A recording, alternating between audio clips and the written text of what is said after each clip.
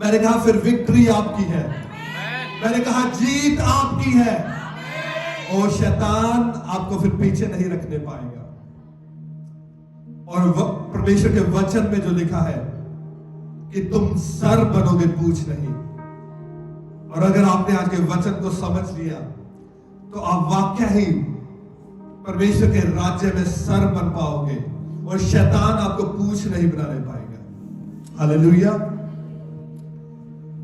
तो आप मेरे साथ पढ़ेंगे 1 Corinthians chapter 14 verse 14। पहला करंथियों उसका 14 अध्याय और उसकी 14 आयत। साहिल मेरा माइक ठीक करो, ये बहुत फ्लैट है, इसको थोड़ा ठीक करो।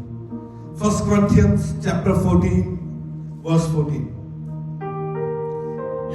यहां लिखा है, इसलिए यदि मैं अन्य भाषा में प्रार्थना करूं तो मेरी आत्मा प्रार्थना करती है, परंतु मेरी बुद्धि काम में नहीं आती। हालेलुया।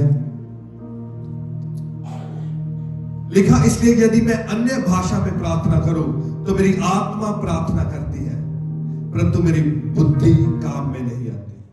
मैं बिलीव करता हूं कि हम लास्ट डेज में रह रहे हैं। कितने बिलीव करते हैं कि हम लास्ट डेज में हैं?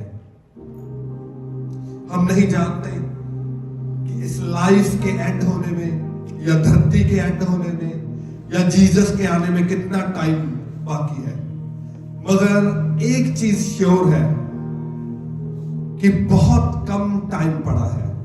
कितने लोगों ने जो कैलिफोर्निया में जो फायर्स ब्रेकआउट हुई है देखी है? एब्सोल्यूट हेल, जैसे लगता है कि हेल ब्रेकआउट हो गई है। थाउजेंड्स ऑफ एकर्स जो जगह है वो फिनिश हो गई है, जल गई है। अगर आप लड़ाइयों को देखो, North Korea, South Korea, Middle East, Russia, Ukraine, Iran, Israel, हर जगह लड़ाइयां चल रही हैं। यही तो परमेश्वर के वचन में लिखा है कि जब तुम इन बातों को होते हुए देखो तो समझ लो कि मैं क्या द्वार पर ही हूं।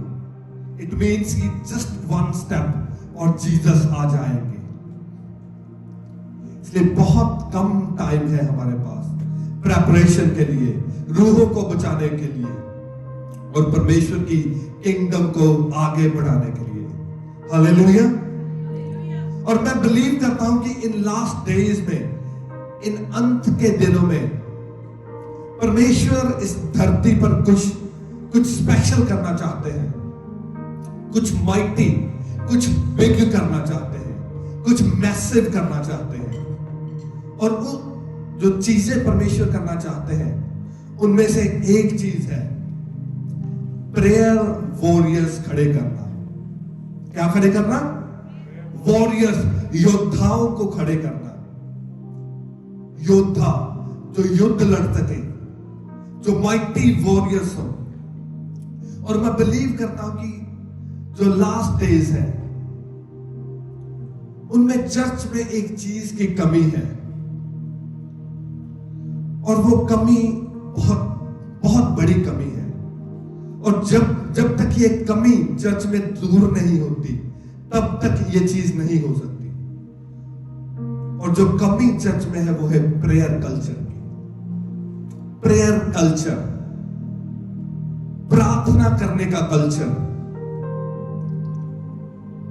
जब चर्च में हम होते हैं बहुत छोटी प्रार्थनाएं, हम घरों में होते हैं बहुत छोटी प्रार्थनाएं, मगर परमेश्वर चाहते हैं कि, क्योंकि बाइबल में लिखा है, परमेश्वर ने कहा कि जो मेरा घर है वो प्रार्थना का घर कहलाएगा। किस चीज का घर कहलाएगा? प्रार्थना का। सो प्रेयर कल्चर, परमेश्वर चाहते हैं कि चर्च में प्रेयर कल्चर बिल्ड हो, क्योंकि जब चर्च में प्रेयर कल्चर बिल्ड होता है, उस कल्चर से प्रेयर वॉरियर्स, प्रार्थना योद्धा, प्रार्थना करने वाले योद्धा जन्म लेते हैं। और जब प्रार्थना योद्धा उत्पन्न होते हैं तो उनमें से रिवाइवल निकलता है। हालेलुया। सो जब तक आपके चर्च में प्रार्थना योद्धा नहीं है और चर्च में प्रेयर कल्चर नहीं है, तब तक रिवाइवल भूल जाए, बेदारी भूल जाए कि परमेश्वर का जो परमेश्वर की किंगडम है फोर्सफुली, इट्स नेचुरल वर्ल्ड में परमेश्वर की जो किंगडम है, परमेश्वर का राज्य है, वो फोर्सफुली इनफोर्स होगा। उसे पहले प्रेयर कल्चर चाहिए, प्रेयर योद्धा चाहिए और उसके बाद में रिवाइवल ब्रेकआउट होता है। और मैं बिलीव करता हूं कि परमेश्वर बहुत सारे प्रार्थना योद्धाओं को इस चर्च के द्वारा इस लास्ट दिनों में खड़े करने जा रहे हैं। जब मैं आपको देखता हूं, मैं आप में से बहुत सारे लोगों को ऐसे देखता हूं कि आप प्रार्थना योद्धा हैं, आप एक वॉरियर हैं। और जब परमेश्वर का आत्मा आपको देखता है, वो आपको ऐसे नहीं देखता जैसे आप हैं, वो आपको ऐसे देखता है जैसे आप एक वॉरियर हैं, जैसे आप एक योद्धा हैं। मगर जब तक प्रेयर करना नहीं हम सीखते, प्रार्थना करना नहीं सीखते, हम ये नहीं सीखते कि हमने परमेश्वर के आगे कैसे जाना है, तब तक ये नहीं होगा। सो आज मैं चाहता हूं कि हम प्रार्थना करना सीखें, क्योंकि यही था जब जो फर्स्ट जनरेशन बिलीवर्स थे, उन्होंने प्रार्थना करना सीखा। और जब वो प्रार्थना में बैठे, तब क्या हुआ? परमेश्वर का आत्मा उन पर उतरा। ऐसे हुआ, वो बल से उतरा, वो शक्ति से उतरा और वो प्रेयर वॉरियर्स बन गए। वो आत्मा में भर के प्रार्थना करना शुरू कर दिया उन्होंने। और जब उन्होंने आत्मा में भर के प्रार्थना करना स्टार्ट किया, तो क्या हुआ? रिवाइवल ब्रेकआउट हुआ। That was the first revival. और वो प्रार्थना से स्टार्ट हुआ। प्रार्थना का कल्चर, जो 500 लोगों ने प्रार्थना करना स्टार्ट किया और वो इतनी डीप प्रेयर में चले गए, इतने इंटेंस प्रेयर में चले गए कि बाकी सारे लोग वहां से उठ के चले गए। 380 वहां से चले गए, मगर 120 वहां खड़े रहे और वो अड़े रहे और वो खड़े रहे और उन पे आत्मा उतरा और रिवाइवल ब्रेकआउट हुआ। तो मैं चाहता हूं कि आज हम प्रार्थना करना सीखें कि प्रार्थना हम कैसे करेंगे। और ये जो 1 Corinthians chapter 14 verse 14 है, ये एक पावरफुल वर्स है। ये परमेश्वर का एक सामर्थी वचन है। इसमें बहुत डीप रेवलेशन छुपे हुए हैं, अगर आप इस एक वर्स को आज समझ लें। लिखा है, इसलिए यदि मैं अन्य भाषा में प्रार्थना करूं तो मेरा आत्मा प्रार्थना करता है। क्या लिखा है? जब मैं अन्य भाषा में प्रार्थना करूं तो कौन प्रार्थना करता है? कौन प्रार्थना करता है? मुझे सुना नहीं, दोबारा बताएं। कौन प्रार्थना करता है?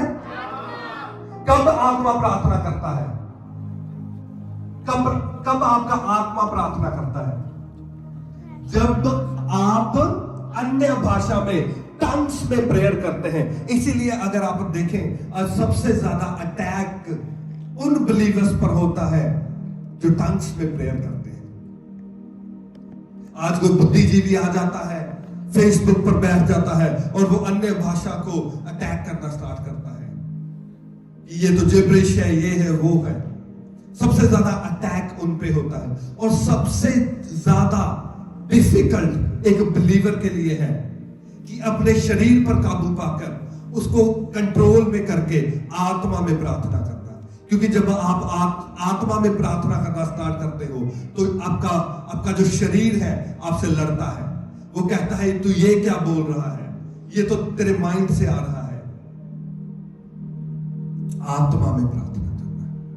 कहता, जब मैं अन्य भाषा में प्रार्थना करता हूं तब मेरा आत्मा प्रार्थना करता है। मेरी बॉडी नहीं प्रार्थना करती, मेरा माइंड नहीं प्रार्थना करता, परंतु मेरा आत्मा प्रार्थना करता है उस टाइम। मैंने आपको कई बार बताया है कि you are not a body. आप एक बॉडी नहीं है, आप शरीर नहीं है, बल्कि आप रियली, जो रियल आप है, आप क्या है? क्या है आप? आत्मा। आप स्पिरिट है।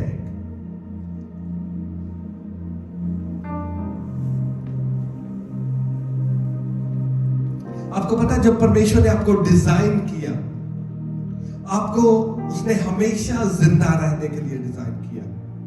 उसने ऐसे डिजाइन किया कि आप हमेशा के लिए जिंदा रहे, आप कभी ना मरे। मगर क्या बॉडी हमेशा जिंदा रहती है? नो, बॉडी मर जाती है और बॉडी धरती के नीचे चली जाती है। मगर हमेशा जिंदा क्या रहता है? आत्मा हमेशा जिंदा रहती है। So real you is spirit. जो रियल आप है वो एक आत्मा है। अगर आप बाइबल को पढ़े, इस टाइम पे क्या कुछ लोग स्वर्ग में हैं? कुछ बहुत सारे लोग ऐसे हैं जिनकी बॉडीज तो मर गई है मगर वो अभी भी जिंदा है। और वो कहां है? स्वर्ग में है। मगर स्वर्ग में वो कैसे है? जब वो स्वर्ग में है, वो अपनी फिजिकल बॉडी में नहीं है मगर वो आत्मा में है। कुछ लोगों को छोड़ के कुछ लोग स्वर्ग में हैं जो अभी भी शरीर में है। उनमें से एक एनोक है, पता है ना एनोक का, जिसको परमेश्वर ने जिंदा उठा लिया था। जीसस अभी भी शरीर में है उधर। एलाइजा, उसको भी जिंदा उठा लिया गया था। एलाइजा को परमेश्वर जिंदा ले गए थे। सो इनको छोड़ के मोस्टली जो लोग हैं जो स्वर्ग में इस टाइम में है, वो आत्मा में है। क्योंकि real you is spirit, real you is not body. जो आप रियल में है वो आप आत्मा है। और जब आप आत्मा में प्रार्थना करते हैं, टंग्स में प्रार्थना करते हैं, तो आपका आत्मा प्रार्थना करता है। क्योंकि आपका माइंड उस टाइम इंटरफेयर नहीं कर रहा होता। कई बार हम सोचते हैं कि जो स्पिरिचुअल, जो आत्मिक चीजें हैं, आप कोई भी रिलीजन ले लो, उसमें आत्मा के बारे में कहा गया है। आत्मा, आत्मा, परमात्मा, परम आत्मा। और स्पिरिचुअल चीजों के बारे में बताया गया है कि ये आत्मिक चीजें हैं। स्वर्ग है, नर्क है, डीमंस है, एंजल्स हैं। ये सारे आत्मिक चीजें हैं। और कई बार हम सोचते हैं कि क्या ये आत्मिक दुनिया जो है, क्या ये रियल है? कई बार हमारे माइंड में डाउट आता है कि हम उसको देख नहीं पा रहे। हम किसी एंजल, स्वर्गदूत को देख नहीं पा रहे। हम किसी डीमन को, किसी शैतान को देख नहीं पा रहे। हमने स्वर्ग को नहीं देखा, हमने नरक को नहीं देखा। तो क्या ये रियल है? हम इसको फील नहीं कर पा रहे। But let me tell you, spiritual world जो है, आत्मिक दुनिया जो है, वो नेचुरल दुनिया जो है, इससे ज्यादा रियल है। इवन आपसे और मुझसे भी ज्यादा रियल आत्मिक वर्ड है। Hebrew 11 verse 13, Hebrews 11 verse 13। सबके पास बाइबल है? निकालें। Hebrews chapter 11 verse 3, sorry not 13 verse 3। लिखा है, विश्वास ही से हम जान जाते हैं कि सारी सृष्टि की रचना परमेश्वर के वचन के द्वारा हुई है। सृष्टि की रचना कैसे हुई? परमेश्वर के वचन के द्वारा।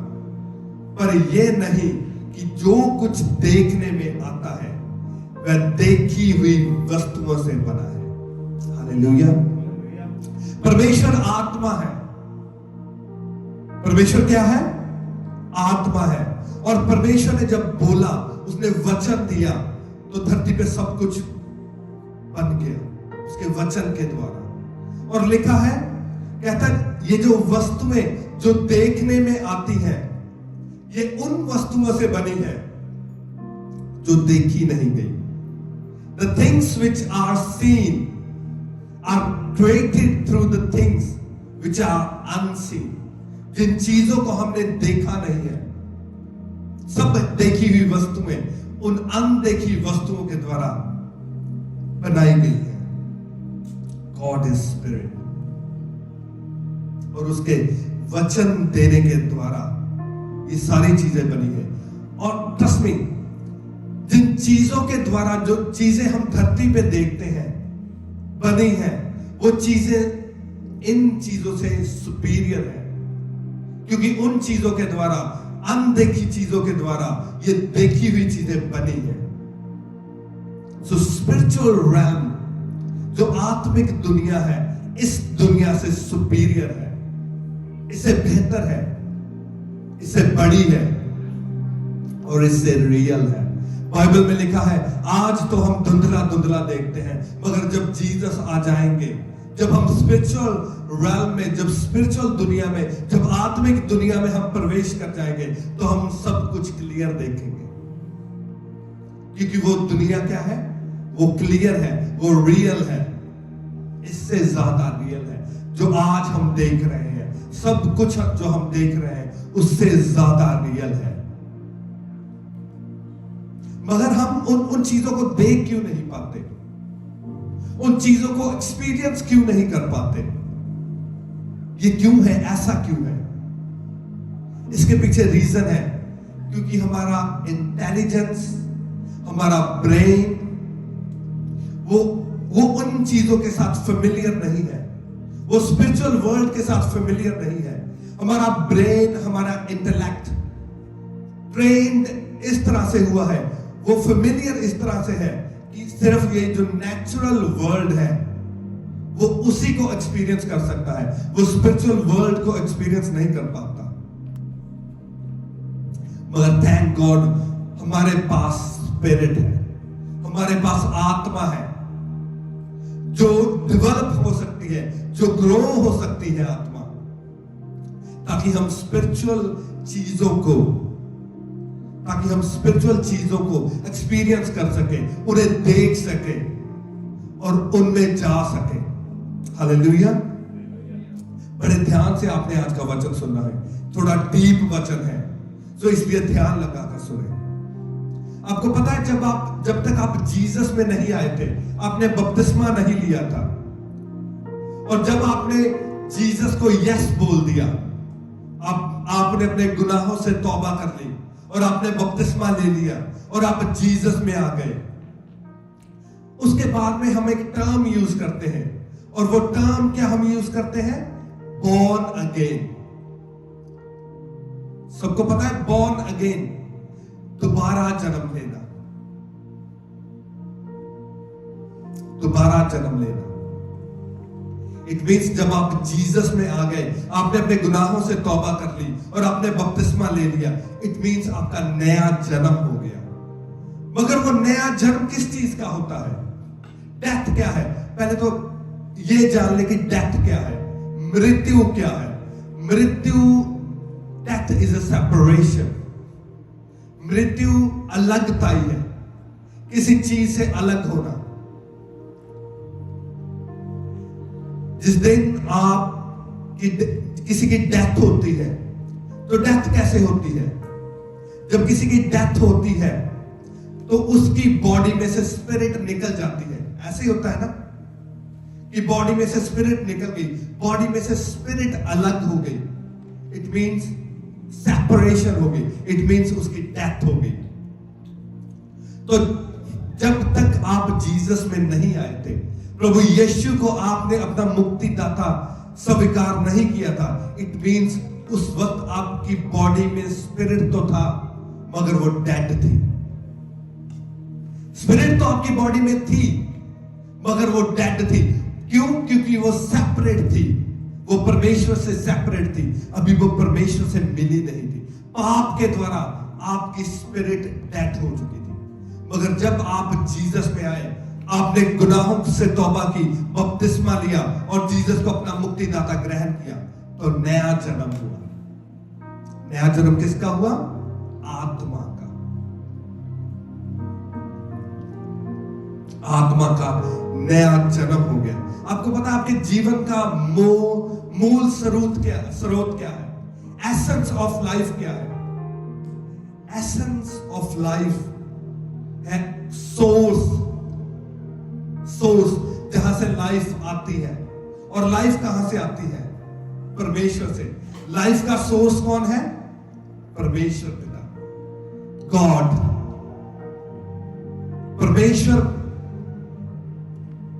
परमेश्वर जो है वो हमारी लाइफ का सोर्स है और वहां से लाइफ आती है। मगर जब आप जीसस में नहीं थे, आपकी आत्मा डेड थी, क्योंकि वो आत्मा परमेश्वर से कनेक्ट नहीं हुई थी।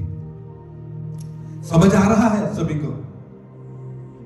मगर जिस दिन आप जीसस में आ गए, आपकी आत्मा अलाइव हो गई, आपकी आत्मा का नया जन्म हो गया और आत्मा जिंदा हो गई।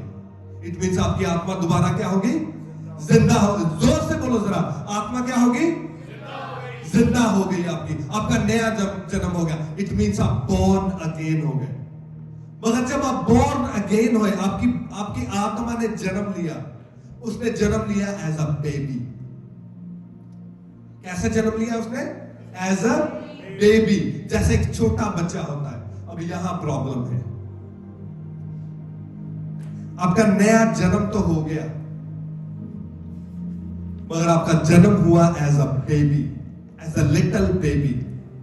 और जब एक बच्चा पैदा होता है, उसकी प्रॉब्लम ये होती है कि उसके पास सेंसेस तो होते हैं, बॉडी पार्ट्स तो होते हैं, मगर उसको ये नहीं पता होता कि मैंने बॉडी पार्ट्स को यूज कैसे करना है। ऐसे ही होता है। क्या छोटा बच्चा जब जन्म लेता है, क्या वो खड़ा हो सकता है? नो। क्या वो बैठ सकता है? नो। उसको फूड खाना पड़ता है, और जब वो फूड खाता है, धीरे धीरे वो ग्रो होता है। वो धीरे धीरे अपनी बॉडी को हिलाना सीखता है, बैठना सीखता है, खड़े होना सीखता है, चलना सीखता है, बोलना सीखता है।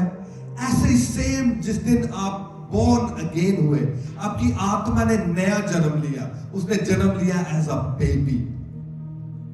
और धीरे धीरे आपकी आत्मा जो है वो सीख रही है। अपने सेंसेस तो है उसके पास, सब कुछ है, मगर उसको पता नहीं है कि उसको यूज कैसे करना है। इसीलिए जब हम आत्मिक बातें करते हैं, हमें लगता है कि ये तो सारी यूजलेस टॉक है। आत्मा की चीजें सभी यूजलेस। वो वैसे ही एक बंदा पुलपिट पे खड़ा है, वो बता रहा है, जब बाइबल में आप पढ़ते हैं कि आत्मिक दुनिया ऐसी है, आत्मा में ये होता है, वो होता है, हीलिंग होती है, डिलीवरेंस होती है, आप चर्च में आएंगे, आप हील हो जाएंगे, आप डिलीवर हो जाएंगे। आपको लगता है ये कैसे हो सकता है? क्योंकि ये आत्मिक बातें हैं और आपकी आत्मा अभी बच्चा है। आपका आत्मा उन चीजों को समझ नहीं पा रहा, उनको प्रोसेस नहीं कर पा रहा। मगर गुड थिंग इज कि आप उसको ग्रो कर सकते हैं। आत्मा सीख सकता है, वो डेवलप हो सकता है। मगर अभी भी प्रॉब्लम है कि बिलीवर्स, के विश्वासी, के Christian,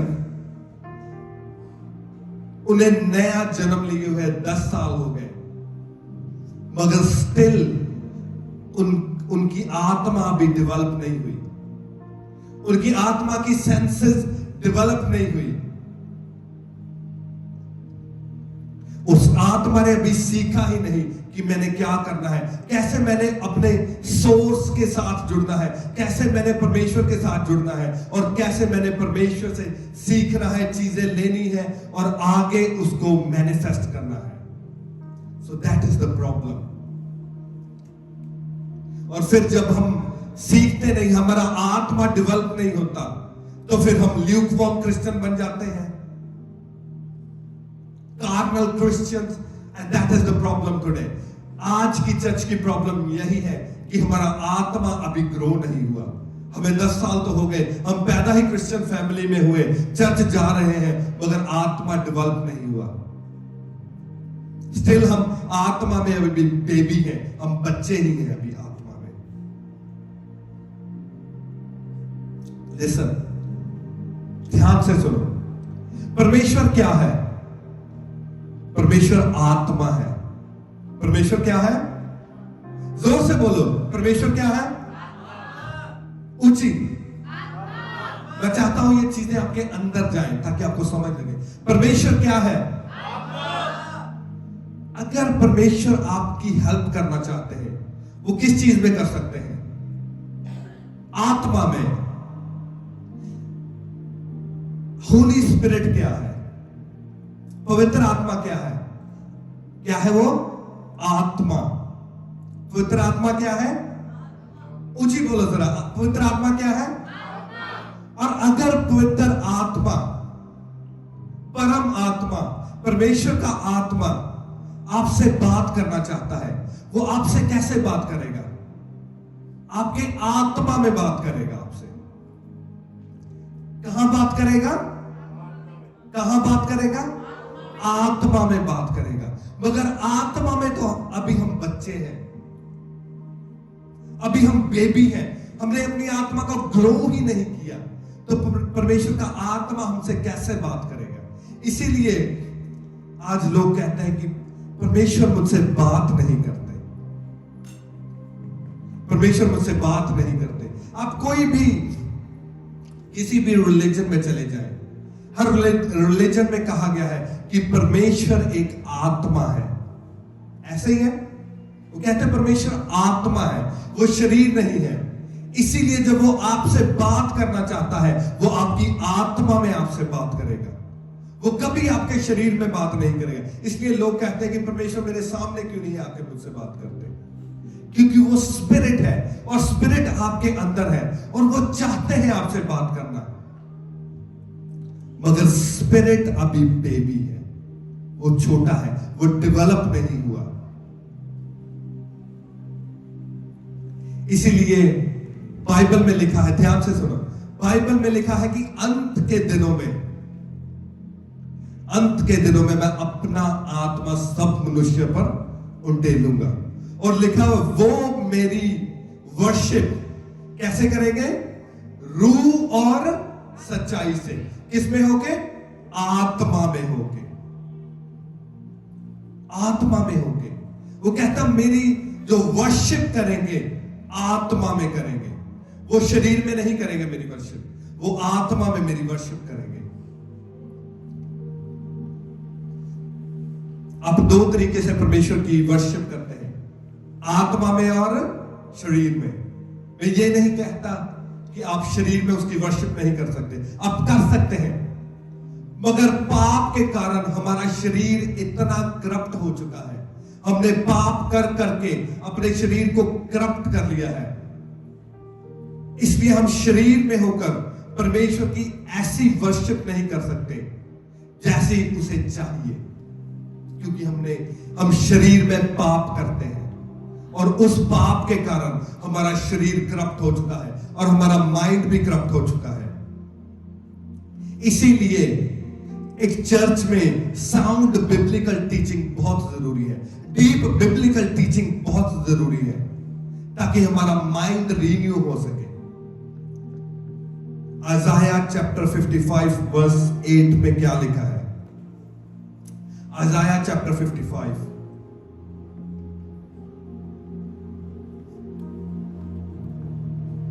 Isaiah chapter 55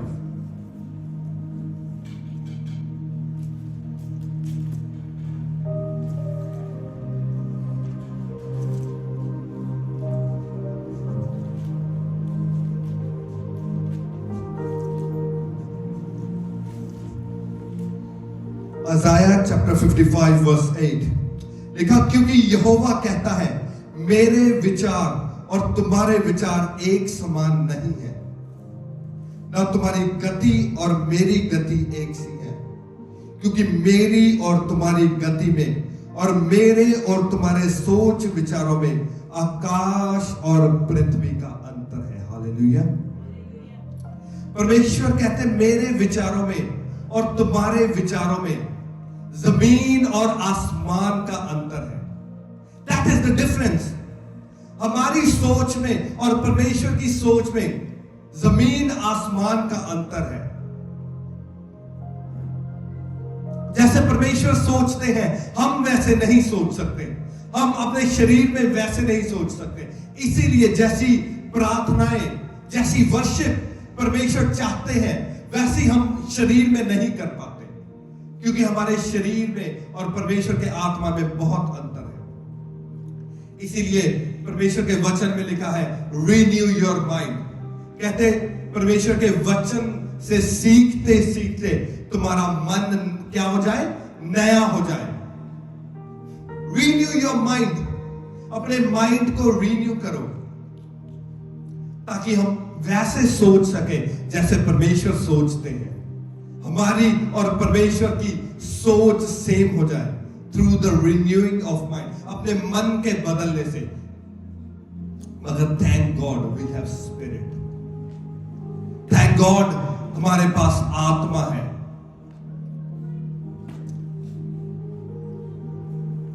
thank God हमारे पास आत्मा है, ताकि हमें शरीर में इतनी मेहनत ना करनी पड़े, क्योंकि हमारा और परमेश्वर का रास्ता, सोच, विचार अलग है। मैं आपसे आज पूछना चाहता हूं, क्या आपको पता है कि आपका आत्मा कैसा है? आपकी स्पिरिट कैसी है? आपकी स्पिरिट कैसे सोचती है? आपकी स्पिरिट क्या चाहती है? आपका आत्मा क्या चाहता है? आपका आत्मा क्या सोचता है? वो क्या करना चाहता है? उसके सोचने का तरीका क्या है? उसके वर्क करने का तरीका क्या है?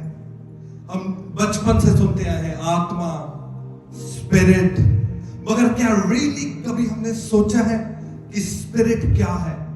वो कहां है? आज आप जानेंगे आपका आत्मा कैसा है, वो कहां है, वो क्या सोचता है, वो क्या करना चाहता है और वो क्या वर्कआउट करता है। आपको पता है हम अपनी बॉडी पे टू मच वर्क करते हैं। हम अपनी बॉडी को फीड करते हैं, अच्छे से अच्छा खाना देते हैं, अच्छे से अच्छे जो बॉडी प्रोडक्ट्स है हम यूज करते हैं, जिम जाते हैं, एक्सरसाइज करते हैं, एंटरटेनमेंट अपनी बॉडी को देते हैं। मगर मैं आज आपसे पूछना चाहता हूं, आप अपनी स्पिरिट पे क्या इन्वेस्ट कर रहे हैं? अपनी आत्मा पे हम क्या इन्वेस्ट कर रहे हैं? अपनी आत्मा को हम क्या दे रहे हैं? कितना वर्कआउट हम अपनी आत्मा पे कर रहे हैं? मैं कई बिलीवर्स को देखता हूं, वो आत्मा में उन्हें बपतिस्मा लिए हुए 20 इयर्स हो गए, 20 इयर्स, मगर आत्मा में वो स्टिल अभी नैपिस में है, डायपर्स में है, वो बच्चे ही हैं, अभी मैच्योर नहीं हुए। Still believers, baby believers.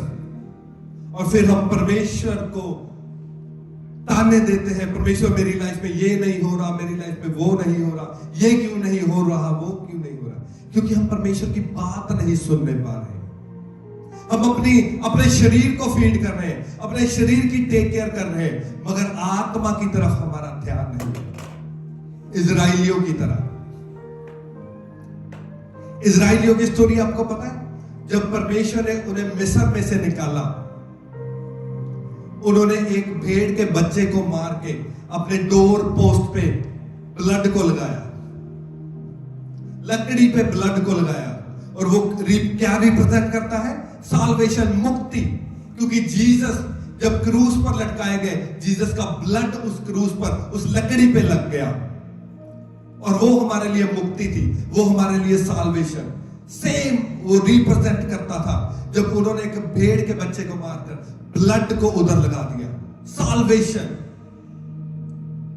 और जब इजरायली लाल समुद्र के बीच में से निकले, पानी में से निकले, वो बैप्टिज्म को रिप्रेजेंट करता है कि उनका बपतिस्मा वहां से हुआ और वो बपतिस्मा लेके निकले। मगर 40 दिन का सफर कितने सालों में बदल गया? कितने सालों में बदल गया? 40 साल में। रीजन क्या? वो सर्कल्स में घूम रहे हैं। परमेश्वर जब वो लाल समंदर में से निकले, वो एक जंगल में एंटर हो गए, जंगल में एंटर हो गए। पर जंगल में वो 40 साल उधर घूमते रहे, जबकि परमेश्वर का प्लान था कि उनको 40 दिनों में वो प्रॉमिस लैंड में ले जाए, 40 दिनों में उनको इजराइल में ले जाए। मगर वो 40 साल उधर घूमते रहे। रीजन क्या? मैच्योरिटी। वो मैच्योर नहीं हुए, वो स्पिरिट में ग्रो नहीं हुए। जब जीसस बपतिस्मा लेके निकले, देखो ओल्ड टेस्टामेंट और new testament it's like mirror. जैसे एक प्रतिबिंब होता है। जब इजरायली समंदर में से निकले और वो जंगल में एंटर हुए, जब जीसस बपतिस्मा लेके निकले, लिखा आत्मा जीसस को कहां ले गया? जंगल में। आत्मा जीसस को जंगल में ले गया। और जब इजरायली बपतिस्मा लेके लाल समुद्र से बाहर निकले, उनके आगे आगे कौन चल रहा था? परमेश्वर यहोवा का आत्मा।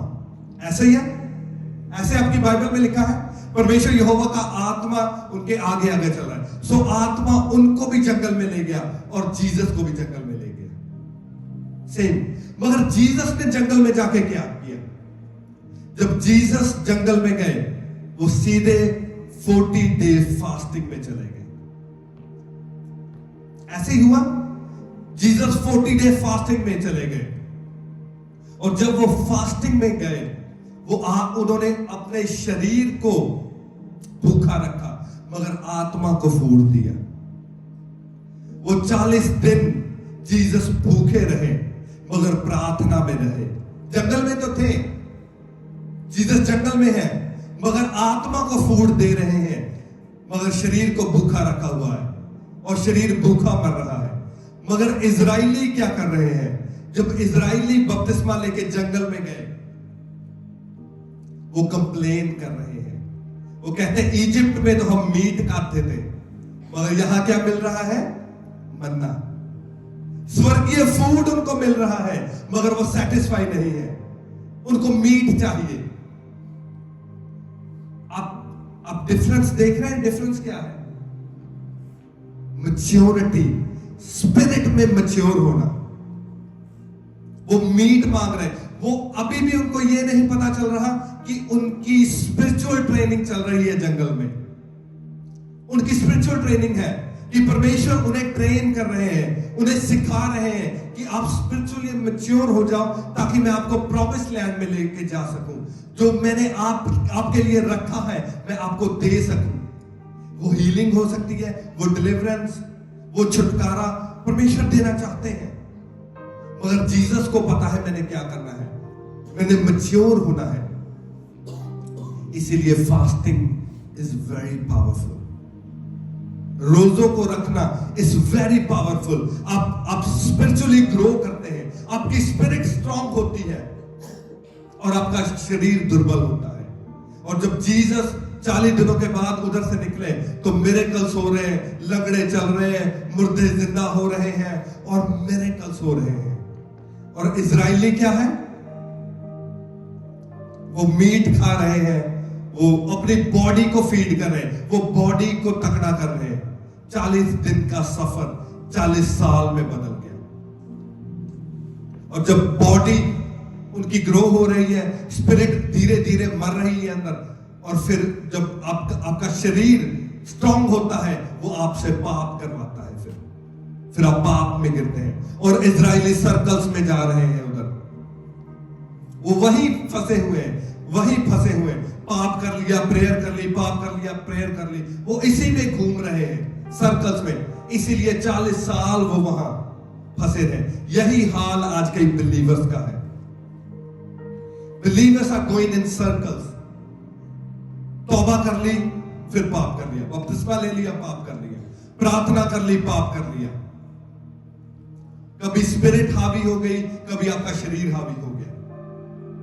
गोइंग इन सर्कल्स, इजराइलियों की तरह। इसीलिए अगर आप इस चर्च के साथ जुड़े हुए हैं, मैं आपको ऑलवेज कहता हूं फास्टिंग करो। बहुत सारे लोग आज इस टाइम भी 40 डेज फास्टिंग में है, और जब आप निकलोगे ना 40 डेज फास्टिंग, आप देखोगे अपनी लाइफ में चेंज को, देखोगे कि आपकी लाइफ कैसे चेंज हो गई है। माइटी, आप अभी नहीं देख रहे चेंज, अभी आपको लग रहा है जो 40 डे फास्टिंग में, जो फास्टिंग में चल रहे हैं, अभी आपको लग रहा है कि परमेश्वर मेरी बात नहीं सुन रहे, मेरी प्रार्थनाओं का उत्तर नहीं आ रहा। ऐसे जब जीसस 40 दिन जंगल में थे और फास्टिंग में थे, ये नहीं लिखा कि परमेश्वर ने उसकी बात सुनी या उसकी प्रार्थनाओं का आंसर आया या वो कंफर्टेबल हुए, नो। मगर लिखा जब 40 दिन फिनिश हुए, उनकी फास्टिंग फिनिश हुई और शैतान आया और शैतान ने परखा और जीसस विक्टोरियस होके निकले। और फिर लिखा, कहते स्वर्गदूत आकर क्या करने लगे? जीसस की सेवा टहल करने लगे। क्या आपको नहीं लगता कि जब इजरायली जंगल में से वो बैप्टिज्म लेकर 40 दिन हुए थे उनको जंगल में घूमते हुए, क्या आपको नहीं लगता कि जो स्वर्गदूत है उनके पास गए होंगे? वो डेफिनेटली हर 40 दिन के बाद गए होंगे और उनको चेक किया होगा, और वो दान और वरदान लेके इजरायलियों के पास गए होंगे। मगर जब उन्होंने देखा कि ये स्पिरिचुअली मैच्योर नहीं हुए, जब आत्मा ने देखा कि ये मैच्योर नहीं हुए, और आत्मा ने ट्राई किया उनसे बात करने के लिए, मगर उनकी आत्मा रेडी नहीं थी परमेश्वर से बात करने के लिए। और दूत गए वापस आ गए, दूत गए वापस आ गए। 40 साल ऐसे चलता रहा, और फाइनली वो जो पीढ़ी थी वो फिनिश हो गई, और नई पीढ़ी बोर्न अगेन, जो बोर्न अगेन, जो जंगल में जन्मे, फाइनली वो स्पिरिट में मैच्योर हुए और वो प्रॉमिस लैंड में एंटर हुए। मगर परमेश्वर का प्लान ये नहीं था। परमेश्वर उस पीढ़ी को चाहते थे कि 40 दिनों में वो जाए और इजराइल में एंटर हो और अपनी ब्लेसिंग को पाए। यही परमेश्वर का प्लान आपकी लाइफ में है। परमेश्वर नहीं चाहते कि आप दुखों में, बीमारियों में, संकटों में जाएं। परमेश्वर चाहते हैं आपको डिलीवर करना, वो आपको हील करना चाहते हैं, वो आपको सब कुछ, आपकी प्रार्थनाओं का आंसर देना चाहते हैं। मगर वो कैसे दे प्रार्थनाओं का आंसर? क्योंकि क्या परमेश्वर क्या है? एक स्पिरिट, और वो जब आपसे बात करेंगे वो आपकी स्पिरिट में बात करेंगे। मगर स्पिरिट तो मरी हुई है, स्पिरिट को उसको फूड नहीं मिला, वो नीचे गिरी हुई है। परमेश्वर के दूत आकर खिला रहे हैं, स्पिरिट को उठा रहे हो, उठ मैं तेरू देना कुछ। स्पिरिट उसको होश ही नहीं है, बेहोश है स्पिरिट, क्योंकि हमने स्पिरिट को फीड नहीं किया। आपको पता है शरीर और आत्मा ऑलवेज लड़ाई में रहते हैं, उनमें लड़ाई चलती रहती है, ऑलवेज फाइट चलती रहती है आत्मा में और शरीर में, ऑलवेज ऑलवेज लड़ाई रहती है। मगर आपको पता है आपके साथ क्या होता है? आपकी आत्मा हार जाती है और शरीर जीत जाता है। प्रॉब्लम, आप जिस चीज को ज्यादा फीड करोगे, जिस चीज को ज्यादा खिलाओगे, वो जीत जाएगा, और जिस चीज को आप स्टार्व करोगे, उसको भूखा रखोगे, वो कमजोर हो के मर जाएगा। आज हम शरीर को तो पूरा खिला रहे हैं, एंटरटेनमेंट दे रहे हैं, सब कुछ दे रहे हैं, मगर आत्मा को हम क्या दे रहे हैं? स्पिरिट को हम क्या दे रहे हैं? इसीलिए जब फाइट होती है आत्मा की और शरीर की फाइट होती है, आत्मा हार जाती है और शरीर जीत जाता है, और हम पाप में गिर जाते हैं। बार बार हम पाप में गिरते हैं, फिर हम डिसीजन बनाते हैं कि आज के बाद मैं पाप में नहीं गिरूंगा, फिर गिर जाते हैं, क्योंकि आत्मा स्ट्रांग नहीं है। हमने आत्मा को खाना नहीं दिया, मगर हमने बॉडी को खाना दिया, शरीर को खाना दिया। आपको पता, आपकी आत्मा एक ऐसी चीज है जो ग्रो हो सकती है। आत्मा को आप ग्रो कर सकते हैं, आप डेवलप कर सकते हैं, और माइटीली डेवलप कर सकते हैं। आप इतना डेवलप कर सकते हैं कि आज आपकी बॉडी में आपकी आत्मा है।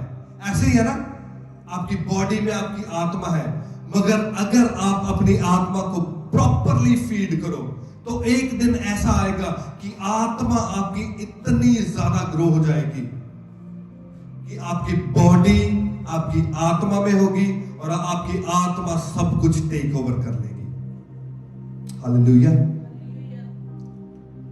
मगर मेन चीज है अपनी आत्मा को एग्जामिन करना, अपने स्पिरिट को एग्जामिन करना, उसके बारे में सोचना, विचार करना। क्योंकि ये जो वर्ष है रोमन्स, सो 1 Corinthians chapter 4 14 वर्स 14 कहता, जब मैं आत्मा में प्रार्थना करता हूं, मैं टंग्स में प्रेयर करता हूं, तो मेरा क्या करता है? आत्मा प्रार्थना करता है। कितने लोग आप में से टंग्स में प्रेयर करते हैं? कितने लोग टंग्स में प्रेयर करते हैं?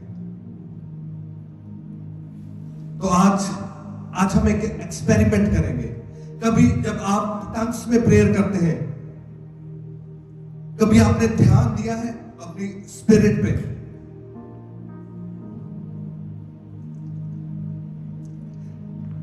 जब हम टंग्स में प्रेयर करते हैं, लेब्रो सांदराबा शेको लेब्रो सोको निहांद्रा रासोको लेब्रा सांदराबा शेको निहांद्रा। एक छोटा सा टेस्ट करें, जितने लोग टंग्स में प्रेयर करते हैं। राहुल, करते हो टंग्स में प्रेयर? सो अब एक छोटा सा एक्सपेरिमेंट करेंगे। आपने टंग्स में प्रेयर करनी है और आपने धीरे प्रेयर करनी है, ऊंची आवाज में नहीं प्रेयर करनी, धीरे प्रेयर करनी है।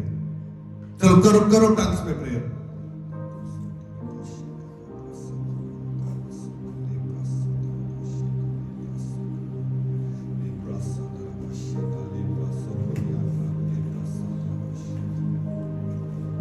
हालेलुया। सबने की टंग्स में प्रेयर? मैं चाहता हूं आज आप जाने आपकी स्पिरिट कहां है, आपका आत्मा कहां है।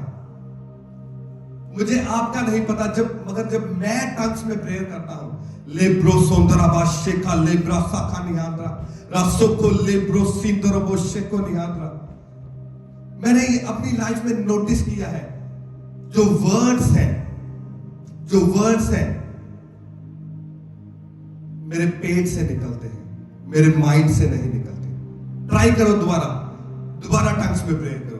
लेब्रो सांदराबा शेका लेब्रा साखा निहांद्रा रासोको लेब्रो सिंदरबो शेको निहांद्रा लेब्रा सांदराबा शेका निहांद्रा रासोको लेब्रो निहांद्रा। कितने लोग अपने टमी में कुछ फील कर रहे हैं?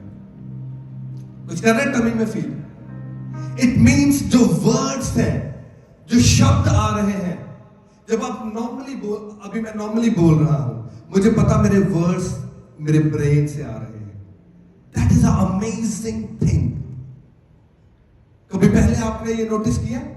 जब आप टंग्स में प्रेयर करते हैं, मैं जब टंग्स में प्रेयर करता हूं, मैं फील करता हूं मेरी टमी में कुछ होता है। वो वर्ड्स जो हैं वो मेरे पेट से आ रहे हैं, मगर जब मैं नॉर्मली बोलता हूं, मेरे वर्ड्स मेरे दिमाग से आते हैं। क्या आप फील कर रहे हैं आप ये? इसीलिए बाइबल अमेजिंग है। बाइबल अमेजिंग है। एक वचन मैं आपके लिए पढ़ूंगा, John chapter 7 verse 38। John chapter 7 verse 38। यहां लिखा है जो मुझ पर विश्वास करेगा, जैसा पवित्र शास्त्र में आया है, उसके हृदय में से जीवन जल की नदियां बह निकलेंगी। Hallelujah. But that is the wrong translation. ये रॉन्ग ट्रांसलेशन है। सही ट्रांसलेशन है, कहता जो मुझ पर विश्वास करेगा, जैसा पवित्र शास्त्र में आया है, उसके पेट में से, कहां से? पेट में से, बेली में से। जो सही ट्रांसलेशन है वहां लिखा उसके पेट में से, बेली में से जीवन जल की नदियां बह निकलेंगी। That is amazing. That is amazing. जब आप टंग्स में प्रेयर करते हैं, आपके वर्ड्स कहां से निकलते हैं? पेट में से वर्ड्स निकलते हैं। क्योंकि जब आप टंग्स में प्रेयर करते हैं, आपकी जो वर्ड्स हैं वो ब्रेन को बाईपास कर जाते हैं। आपके जो वर्ड्स हैं वो ब्रेन को बाईपास कर जाते हैं। वो ब्रेन में से नहीं आ रहे, वो डायरेक्टली आपकी टमी में से आपके मुंह में आ रहे हैं। इसीलिए ब्रेन को पता नहीं चलता कि आप क्या बोल रहे हैं। ब्रेन समझ नहीं पाता कि आप क्या बोल रहे हैं, और वर्ड्स आपकी टमी में से, आपके पेट में से निकल रहे हैं। इसीलिए लिखा है आपके पेट में से जीवन जल की नदियां बह निकलेगी। जब मैं आत्मा में, मैं अन्य भाषा में प्रार्थना करता हूं, तो कौन प्रार्थना करता है? मेरा आत्मा। अब जोड़ रहे हैं, लिंक कैसे जुड़ रहा है लिंक सारा। और वचन कहता है कि तुम्हारे पेट में से जीवन जल की नदियां बह निकलेगी। दिमाग में से नहीं, मन में से नहीं, पेट में से जीवन जल की नदियां बह निकलेगी। क्योंकि जब आप आत्मा में प्रार्थना करेंगे तब जीवन जल की नदियां बह निकलेगी, आत्मा में, पेट से। अब जब नेक्स्ट टाइम आप टंग्स में प्रेयर करें, आप फील करेंगे कि आपके पेट में कुछ हो रहा है, क्योंकि वो नदी आपके अंदर से निकलना स्टार्ट हो गई है, जीवन जल की। इसीलिए जब आप आत्मा में टंग्स में प्रेयर करते हैं, आपकी प्रार्थना सुनी जाती है, आप परमेश्वर की आवाज को सुनना स्टार्ट करते हैं, और आप में से प्रोफेटिक वर्ड निकलने स्टार्ट होते हैं, और जीवन जल आप में खुद में भी जीवन आता है, और आप दूसरों को भी जीवन दे पाते हैं। जीवन जल की नदियां आपके अंदर से बहना स्टार्ट होती है। इसीलिए जो लोग टंग्स में प्रेयर नहीं करते, और जो चर्चेस के इवन मैं देखता हूं कि पास्टर्स टंग्स को अपोज करते हैं, टंग्स में प्रेयर नहीं करते, और उनकी मिनिस्ट्रीज में हीलिंग नहीं हो रही, डिलीवरेंस नहीं हो रही, और दूसरी मिनिस्ट्रीज में हो रही है, और फिर वो उसका विरोध करना स्टार्ट करते हैं, क्योंकि अंदर से जीवन जल की नदियां नहीं ना निकल रही, क्योंकि हमने आत्मा में प्रार्थना नहीं की। जीवन जल की नदी कैसे बहेगी? जब आत्मा में प्रार्थना होगी। So that is very important कि आप अपनी आत्मा के साथ फेमिलियर हो। कैसे होंगे आप अपनी आत्मा के साथ फेमिलियर? आपको कैसे आपके आत्मा के बारे में ज्यादा पता चलेगा? आप एक जो समझदार लोग होते हैं, जो वाइस लोग होते हैं, जो वाइस हस्बैंड वाइफ होते हैं, आपको पता वो एक दूसरे को कैसे समझते हैं? वो खुद कम बोलते हैं और अपने हस्बैंड को ज्यादा बोलने देती है, एक वाइफ।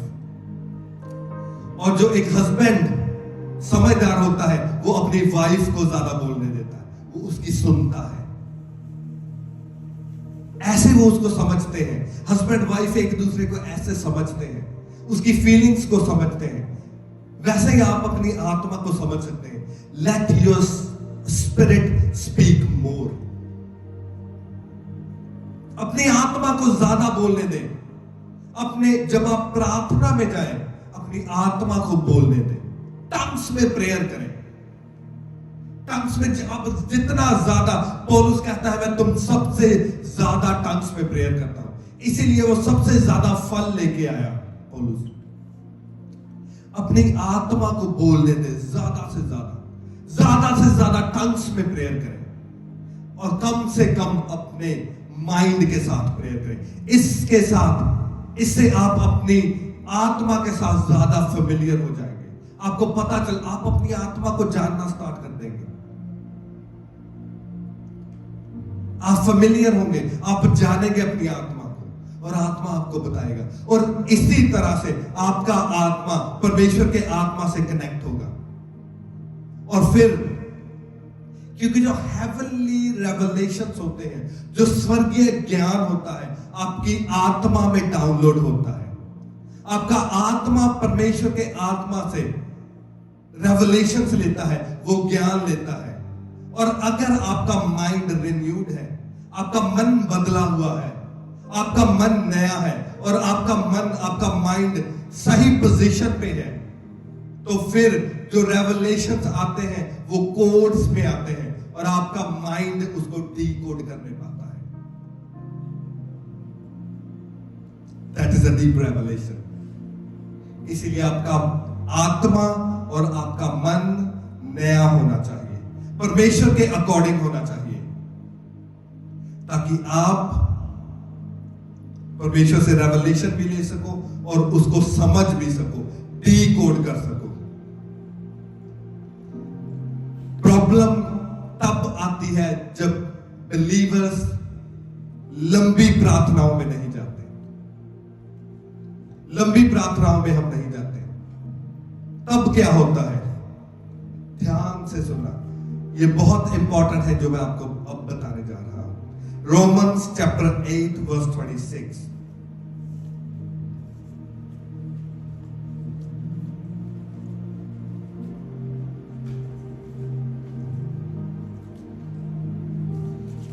Romans chapter 8 verse 26.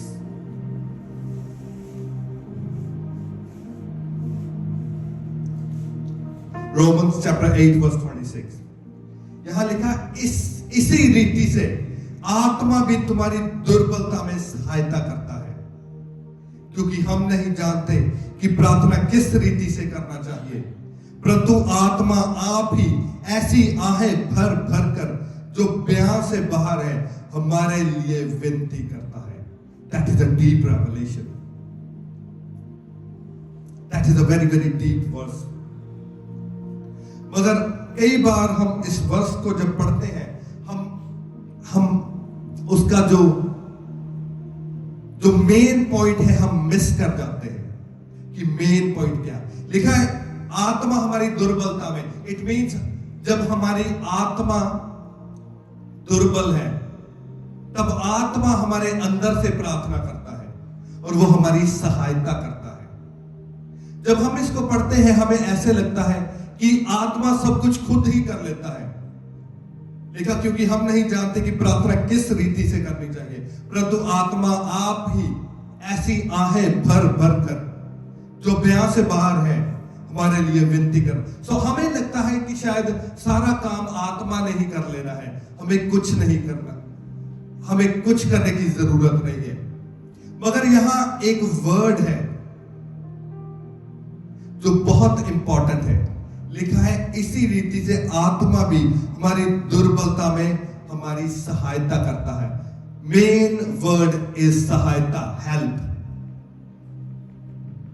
आत्मा हमारी हेल्प करता है, मगर अनफॉर्चुनेटली जो ये वर्ड यूज किया गया है हेल्प, सहायता, that is not a right translation. ये सही ट्रांसलेशन नहीं है। जब उन्होंने इसको ट्रांसलेट किया उन्होंने एक बहुत बड़े, एक बहुत हैवी वर्ड को बहुत लाइट वर्ड के साथ ट्रांसलेट किया। सो जो वर्ड, जो ग्रीक वर्ड यूज किया गया है सहायता के लिए वो है सन एंटी लैम्बोन अमाई। सन एंटी लैम्बोन अमाई, वो 3 वर्ड को यूज करके एक वर्ड उन्होंने बनाया है, सन एंटी लैम्बोन अमाई। सन का मतलब क्या है? सन का मतलब है टुगेदर, इकट्ठे होके। एंटी का मतलब क्या है? Opposite, opposite. और लैम्बोन अमाई का मतलब है लिफ्ट करना। सो जो हेल्प वर्ड यूज किया गया है उसका अगर आप एग्जैक्ट ट्रांसलेशन निकालें, उसकी एग्जैक्ट ट्रांसलेशन निकलती है टुगेदर एंटी टू लिफ्ट। सो ये कैसे होता है मैं आपको समझाता हूं कि प्रेयर कैसे होती है, आत्मा के साथ प्रार्थना कैसे होती है। राहुल आप इधर आ रहे हो। जब हम प्रार्थना करने के लिए बैठते हैं तो हम प्रार्थना स्टार्ट करते हैं।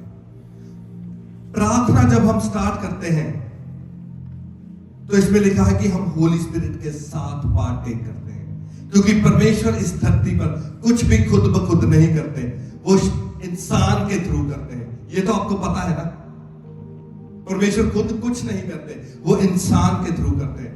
मगर यहां जो सहायता का वर्ड है वो आपको पता चलेगा कि आप प्रेयर कैसे करेंगे आत्मा में।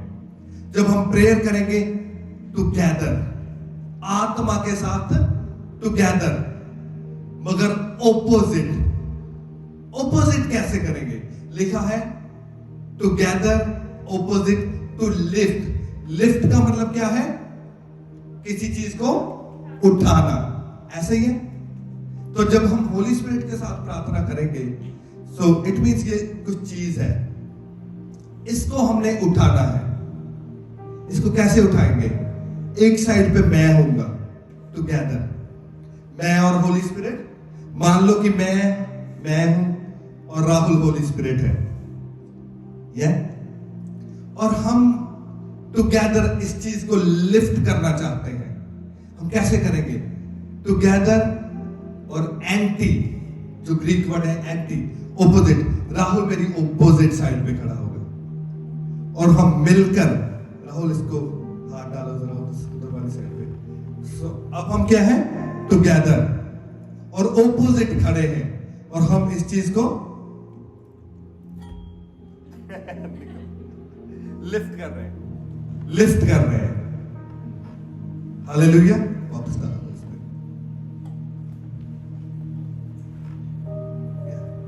Thank you Rahul. प्रार्थना ऐसे की जाती है, टुगेदर, एंटी किसी चीज को लिफ्ट करना। That is the prayer of spirit. जो सहायता वर्ड लिखा है, ये बहुत बड़ा वर्ड है। और जब उन्होंने ट्रांसलेट किया तो हमें ऐसा लगा कि सिर्फ आत्मा आएगा और वो हमारी सहायता करेगा, हमें कुछ नहीं करना। मगर रियल वर्ड 3 वर्ड्स को इकट्ठे करके बना है। इकट्ठे आत्मा के साथ प्रार्थना करना, आत्मा को उसमें इन्वॉल्व करना, क्योंकि जिस चीज को आप उठाना चाहते हैं वो बहुत भारी है, आप उठा नहीं पाओगे। इसीलिए आत्मा आएगा, आपके साथ पार्टेक करेगा और आप ऑपोजिट खड़े होंगे और आप मिलके उस चीज को उठाएंगे। That is a deep revelation. Deep revelation. ऐसे आत्मा में प्रार्थना की जाती है। और उठाना क्या है? आपकी बॉडी में जो पेन है, आपकी बॉडी में बीमारी है, आप उसको उठा नहीं पा रहे, आप उसको निकाल नहीं पा रहे। मगर जब आत्मा आएगा, क्योंकि वो आपसे ज्यादा सामर्थ्य है, वो आपके साथ उसको उठाएगा और आप उसको उठा दोगे। आप पे कर्जा है, आप उसको उठा नहीं पा रहे, आप उससे छूट नहीं पा रहे। मगर जब आत्मा आपकी हेल्प करने के लिए आएगा तो क्या होगा? एक तरफ से आप हाथ डालोगे, दूसरी तरफ से आत्मा, और आप मिलकर जोर लगाओगे और आप उस चीज को उठा लोगे। That is how you pray in spirit. मगर प्रॉब्लम यह है कि आत्मा खुद ब खुद कुछ नहीं करेगा। अगर आप बैठोगे प्रेयर करने के लिए, वो आ जाएगा। आप 5 मिनट बैठोगे प्रेयर करने के लिए, वो 5 मिनट बैठेगा, वो चला जाएगा। अगर आप प्रार्थना में नहीं बैठोगे तो वो भी आपके साथ प्रार्थना करने नहीं आएगा।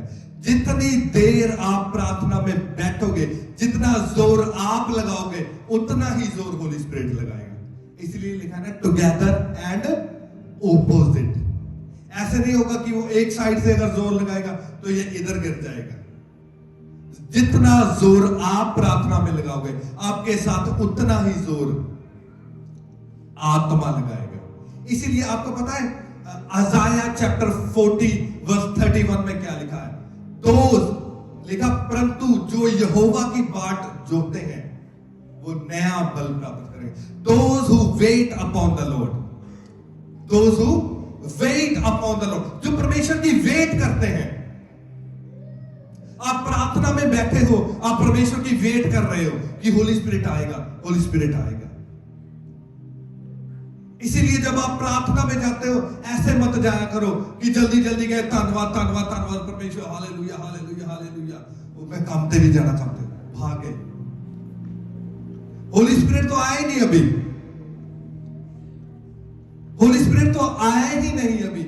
आप अपनी प्रेयर करके चले गए, इसीलिए आपकी लाइफ में हीलिंग नहीं आई, डिलीवरेंस नहीं आई, आपके सर्कमस्टांसेस चेंज नहीं हुए, क्योंकि जिसने आपके साथ आकर आपके बोझ को उठाना था वो तो अभी आया ही नहीं।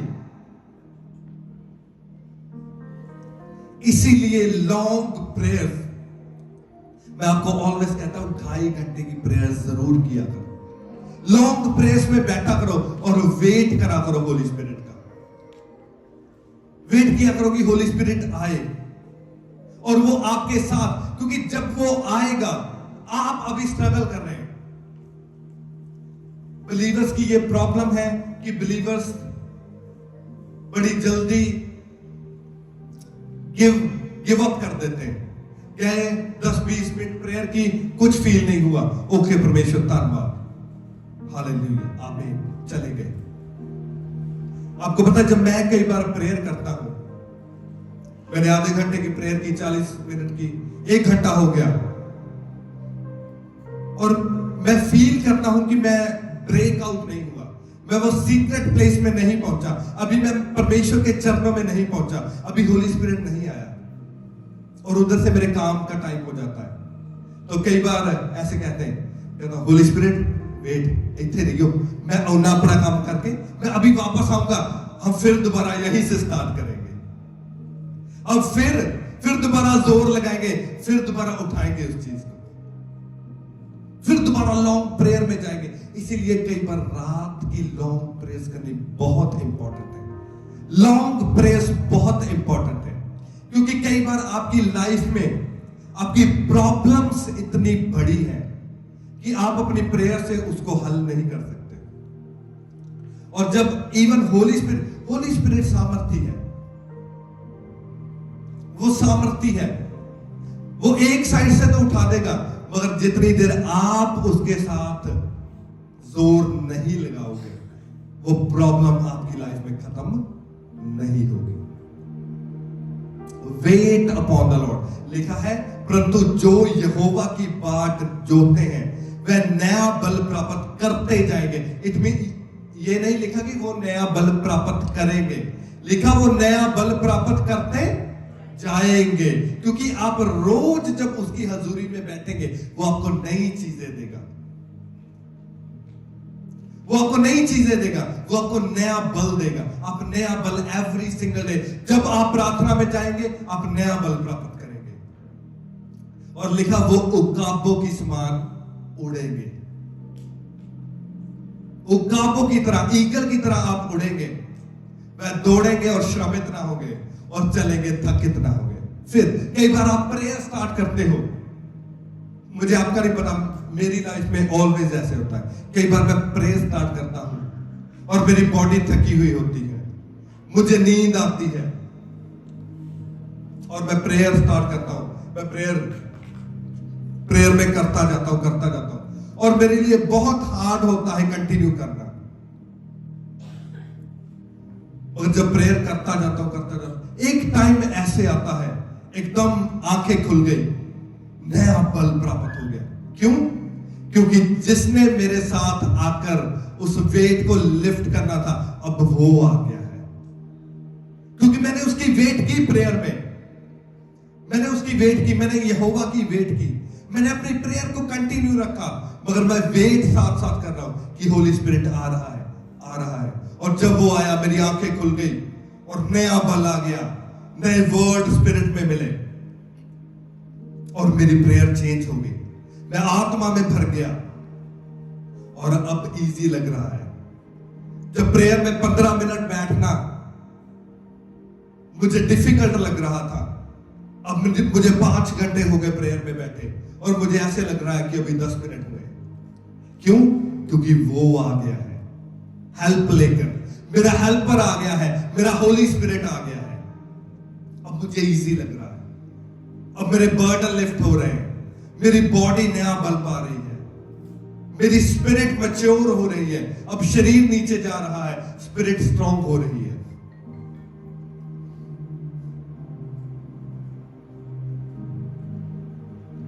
और धीरे धीरे आप जब ऐसा करते जाएंगे, आप उसकी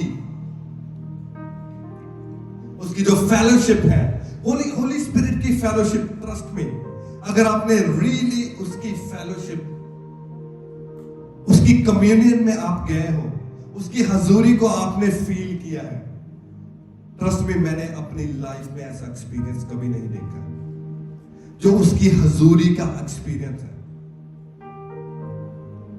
ट्रस्ट में, आप जब उसकी हजूरी, उसकी फेलोशिप की फीलिंग एक बार ले लेंगे, आपको सभी चीजें धरती की आपको ऐसे लगेगा जैसे उसका कोई मीनिंग नहीं है। That is the real thing. वो एक स्पिरिचुअल चीज है, उसकी हजूरी को एक्सपीरियंस करना अपनी लाइफ में। ट्रस्ट में, आपको लगेगा सब कुछ धरती पे व्यर्थ है। वो ऐसी फीलिंग होती है जब होली स्पिरिट आ जाता है और वो आपके साथ आकर प्रार्थना करता है।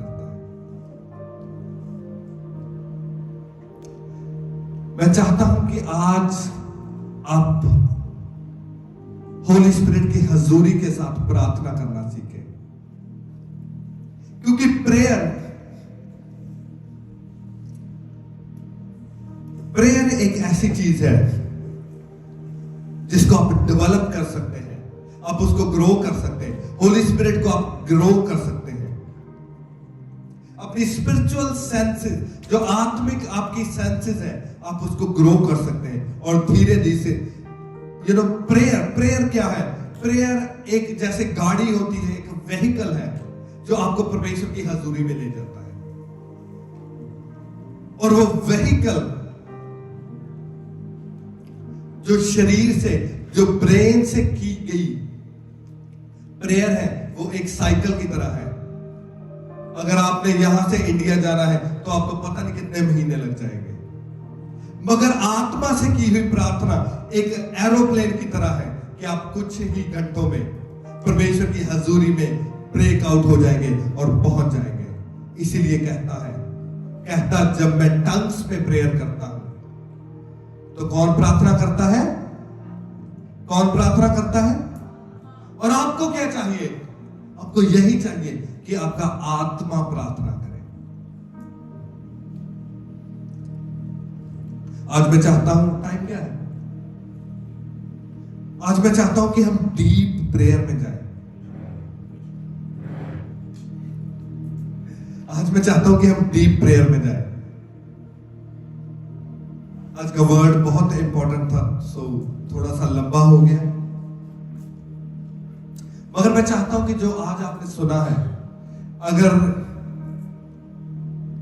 पॉसिबल हो तो एक बार फिर आप YouTube पर इसे सुने, क्योंकि कल को डाल दिया जाएगा YouTube पे। It is very very important आत्मा में प्रार्थना करना, क्योंकि जब आप आत्मा में प्रार्थना करेंगे तो आत्मा आपके साथ आकर प्रार्थना करेगा। और जब आप दोनों प्रार्थना करोगे तो आपकी लाइफ में ब्रेक थ्रूज, हीलिंग्स, डिलीवरेंस, वो आपके डेली का हिस्सा बन जाएगी चीजें। हालेलुया।